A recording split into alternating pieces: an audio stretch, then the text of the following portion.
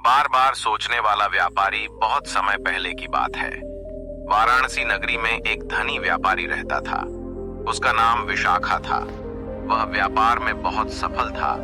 धन दौलत की कोई कमी नहीं थी, लेकिन उसमें एक कमजोरी थी। वह किसी भी बात को बार बार सोचता रहता था। अगर किसी ग्राहक ने व्यापार में जरा सी देर कर दी तो वह पूरी रात जाग कर सोचता। अगर वह ग्राहक भाग गया तो, अगर मेरा माल बिकेगा नहीं तो, अगर सब कुछ डूब गया तो। इसी तरह अगर घर में जरा सा झगड़ा हो गया तो भी वह घंटों, कभी कभी दिनों तक उसी घटना को याद करता रहता और चिंता करता रहता। धीरे धीरे उसकी हालत यह हो गई कि उसके पास सब कुछ होते हुए भी उसका मन शांत नहीं रहता। गौतम बुद्ध से मुलाकात। एक दिन व्यापारी को किसी मित्र ने कहा, तुम बार बार सोचते रहते हो, यही तुम्हारे दुख की जड़ है। चलो बुद्ध की शरण में चलते हैं, शायद मार्ग मिल जाए। व्यापारी बुद्ध के पास पहुंचा और बोला, भगवान, मेरा मन मुझे चैन नहीं लेने देता। मैं हर घटना को सैकड़ों बार सोचता हूं। दिन रात चिंताएं करती रहती हैं। मैं क्या करूं? बुद्ध का उपदेश, तीर की कहानी। बुद्ध मुस्कुराए और बोले, विशाखा, मान लो किसी व्यक्ति को एक तीर लगता है। उस तीर से उसे पीड़ा होती है, लेकिन अगर वह व्यक्ति बार बार उसी घाव में दूसरा, तीसरा, चौथा तीर चुभोए तो क्या उसकी पीड़ा कम होगी? व्यापारी बोला, नहीं प्रभु, उसकी पीड़ा तो और बढ़ जाएगी। बुद्ध ने कहा, ठीक वैसे ही जीवन की घटनाएं पहला तीर हैं। वे स्वाभाविक हैं, लेकिन जब तुम उसी घटना को बार बार सोचकर अपने मन में दोहराते हो, तब तुम अपने ही घाव पर बार बार तीर मारते हो। यही तुम्हारी पीड़ा को बड़ा बना देता है। सोच का चक्र और मुक्ति।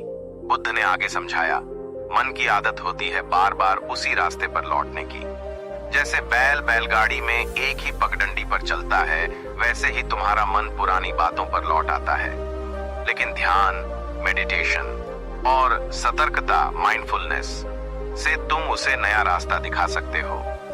जब भी कोई पुराना विचार तुम्हारे मन में आए, तुम बस उसे देखो। यह विचार आया और जाएगा भी।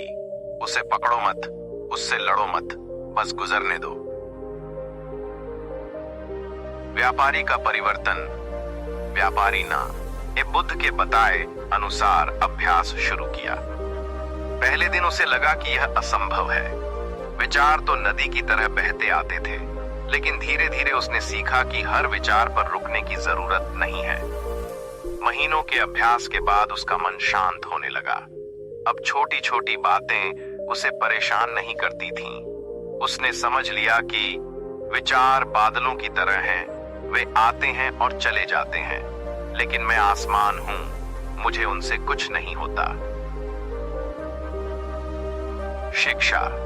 इस कहानी से हमें यह शिक्षा मिलती है, बार बार एक ही चीज सोचते रहना आत्म पीड़ा है। पुरानी घटनाओं को मन में दोहराना अपने ही घावों पर तीर मारना है। समाधान है सतर्कता, ध्यान और वर्तमान में जीना। जो बीत गया उसे छोड़ना ही सच्चा सुख है।